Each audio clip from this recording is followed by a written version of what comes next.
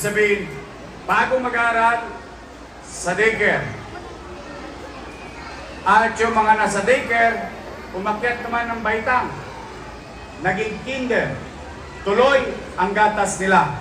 At grade 1 naman para sa ating mga bata sa lungsod ng Maynila. At hindi na pwedeng itanggi at ikubli ang katatayuan ng ating bansa patungkol sa malnutrisyon ayon sa pag-aaral ng Department of Health. There is a great numbers of stunting in the country, and Manila is part of the country. The assumption is there is stunting and malnutrition in our city. So the best way to approach it is to confront it. Huwag nang ikubli, huwag nang itanggi, kaharapin natin, labanan natin. Bagamat limitado ang ating resources. Pero hindi yung pwede maging hadlang sa pamumuhunan para maging malusog ang inyong apo, masigla at gumanda ang kutis.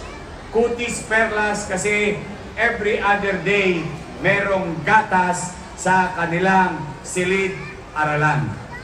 Kaya hindi tayo titigil na patuloy na ipatupad ang nasimulan na nating Your Milk na ngayon ay tatawagin nating Your Milk 2.0.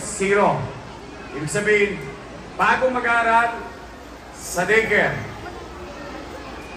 At yung mga nasa daycare, umakyat naman ng baitang. Naging kinder. Tuloy ang gatas nila. At grade 1 naman para sa ating mga bata sa lungsod ng Maynila. During the first launch of Your Milk, 21,000 plus. And I would like to give credit to MDSW, to our teachers, partners in NDA, and partners in private sector.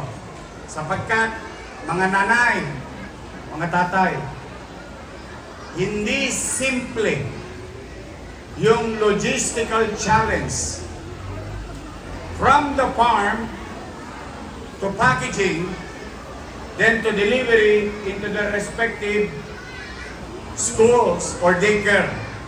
Maraming salamat sa mga chairman. Palakpakan natin ang ating mga chairman.